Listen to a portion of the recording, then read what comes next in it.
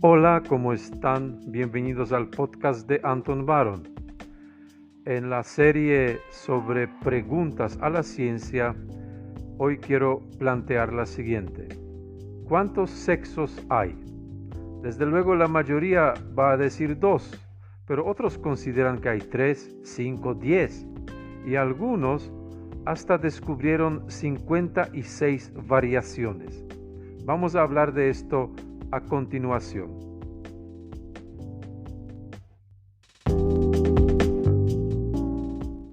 Así que la respuesta de cuántos sexos hay suele ser variada. Aparte de 2, 3, 5, 10, 56, también hay personas que responden que con exactitud este tema no se conoce. Para mucha gente, por el contrario, la respuesta parece ser simple. El ser humano cuyo cuerpo está equipado por órganos sexuales femeninos es una mujer y aquel que posee los órganos masculinos es un hombre. Sin embargo, en cada población existe un porcentaje de personas que no encajan en esta división binaria. ¿Por qué? Porque el sexo se puede definir según los diferentes criterios. Por ejemplo, el criterio genotípico, donde el sexo se determina ya en la concepción y se desprende de la combinación de cromosomas, XY en los hombres, XX en las mujeres. Pero también existe el criterio gonadal, cuando el sexo está determinado por las glándulas sexuales, es decir, los testículos en los hombres y los ovarios en las mujeres. Esto ocurre a partir de la 7ª semana del embarazo, cuando en la gónada, que hasta el momento no está determinada, empiezan a ocurrir cambios dirigidos hacia el desarrollo de una glándula femenina o masculina. Este proceso termina recién al nacer. Otro criterio es el criterio gonadofórico y está relacionado con los órganos sexuales internos, con la diferenciación de las vías que conducen a las gónadas en el proceso del desarrollo embrional.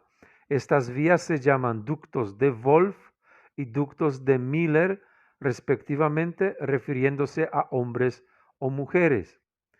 Existe también el criterio fenotípico y se refiere a la importancia que tiene el aspecto físico de una persona adulta, y se trata entonces de las características sexuales secundarias y terciarias. Finalmente, existe el criterio hormonal, donde el sexo está determinado por el proceso interno relacionado con testículos u ovarios respectivamente. Ambas glándulas producen hormonas sexuales, andrógenos y estrógenos. En los hombres el nivel de andrógenos es mayor que estrógenos y en las mujeres al revés.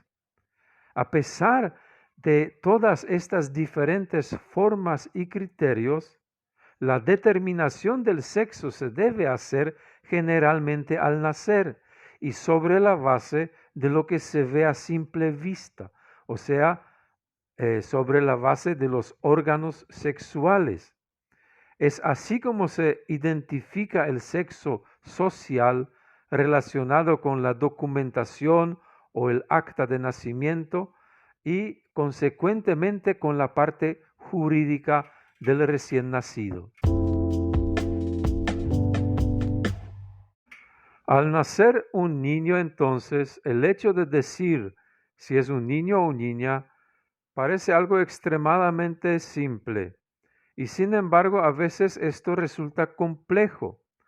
Existen pues personas que parecen mujeres, pero en sus células están los cromosomas XY. Puede suceder al revés. Esto es posible porque existe dentro del cromosoma un gen conocido SRY. Y es él quien decide, entre otras cosas, sobre si en el feto van a aparecer los testículos. Si por alguna razón, por ejemplo, como por causa de una mutación, esto no está siendo interpretado correctamente por el cuerpo, este proceso de generación de los testículos no va a ocurrir.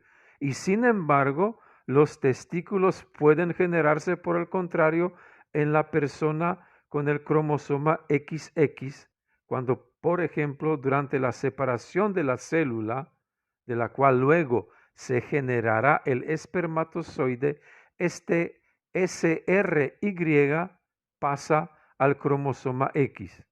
Y entonces será interpretado así en el proceso del desarrollo del feto. Tal vez esto parece algo complejo, pero lo cierto es que de esta manera, por cada 1000 personas en el mundo, una nace como una persona intersexual. Esta intersexualidad puede tomar una de las tres posibilidades. La primera es el pseudo hermafrodito mujer. Se trata de la persona que posee los cromosomas femeninos, pero sus exteriores órganos sexuales parecen ser masculinos. En segundo lugar está el pseudo afrodito hombre. Es la persona con cromosomas masculinos, pero con órganos sexuales exteriores no formados completamente, no identificados claramente o con apariencias femeninas. Y finalmente existe el hermafrodito verdadero, un caso diagnosticado con mucho menos frecuencia, que es la persona que posee tanto los tejidos de los testículos como de los ovarios. Una práctica común en estos casos consiste en que los médicos, junto con los padres del recién nacido, determinan cuál sería el sexo prevaleciente del niño y de acuerdo con este criterio se hace una operación quirúrgica. Sin embargo, otros entienden que esta elección del sexo no es tan sencilla y deciden esperar hasta el momento en el cual la conciencia del sexo se vuelva más unívoca para el sujeto. Suele pasar también, finalmente, que personas ya adultas intersexuales no se deciden a una intervención quirúrgica, reconociendo así que han nacido con un sexo diferente. Un tema aparte se relaciona con las hormonas. Ya sabemos que el nivel hormonal no está determinado exclusivamente por la genética, sino que depende también de las condiciones externas, sociales y materiales en el que el sujeto se desarrolla. Al determinar el sexo de un ser humano, no se puede entonces depender exclusivamente de la biología y mucho menos de lo que en el momento de nacer se ha escrito en los documentos, en acta de nacimiento, etc. En la sexología contemporánea es importante cómo se identifica la persona, qué siente en cuanto a su propio sexo y no tanto lo que se ha asignado en el momento de nacer.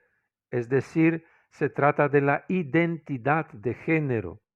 Es una experiencia intensa, determinada por la forma de cómo vive y siente la persona su propia sexualidad. Esta identidad puede concordar con el determinado sexo que se le asignó en el momento del nacimiento, pero también puede ser de otra manera. Y es aquí donde algunos han identificado aquellos 56 diferentes variantes de la identidad. Sin embargo, la mayoría de ellas son variaciones de algunas identidades claves parecidas.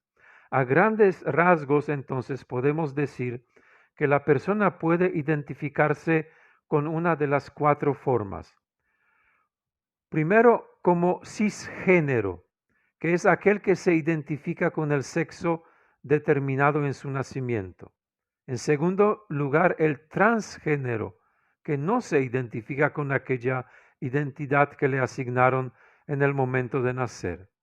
En tercer lugar, el no binario es aquel que se identifica como persona de dos o más identidades sexuales.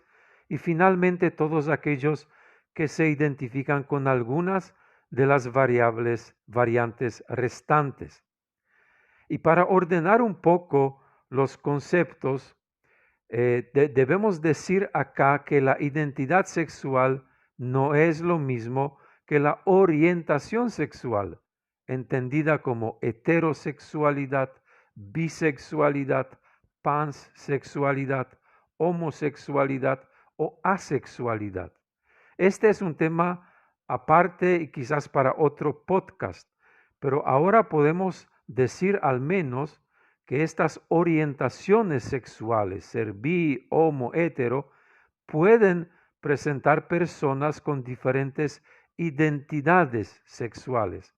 Por ejemplo, una persona cisgénero, recordemos la que sí se identifica con su sexo al nacer, esta persona puede ser homosexual, heterosexual, etc.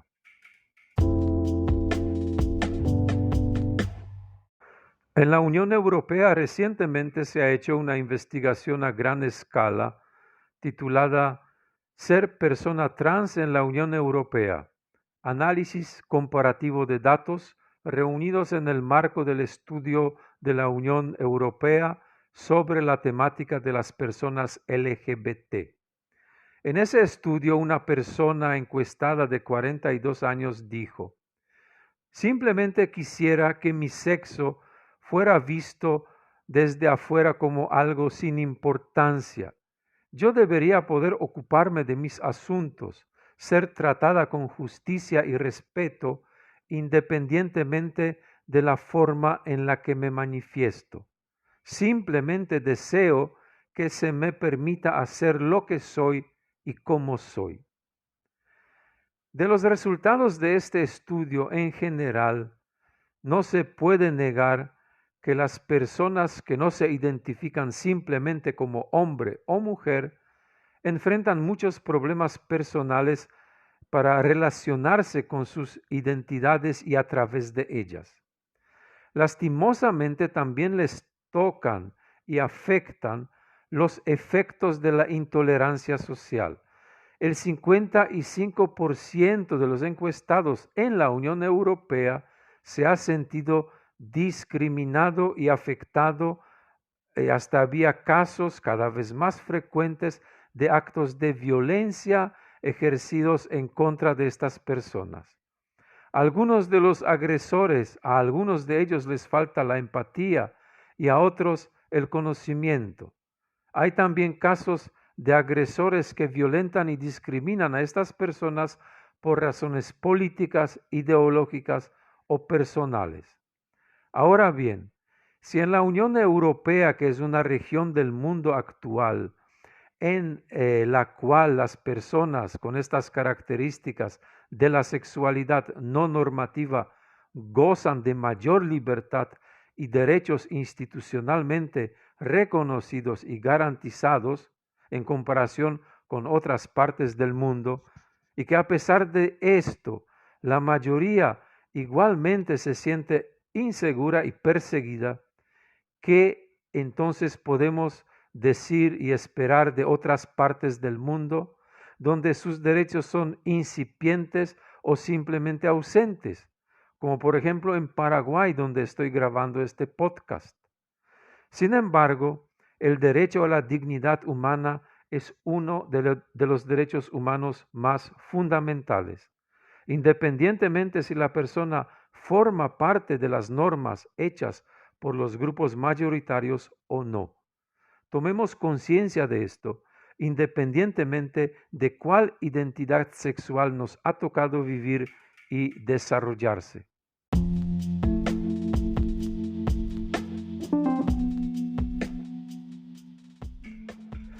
Si este podcast te pareció interesante, te comento que puedes encontrar otros, al igual que diferentes publicaciones mías en formato de libros, artículos, clases grabadas, webinars, en mi sitio web antonbaron.org. Hasta la próxima entrega.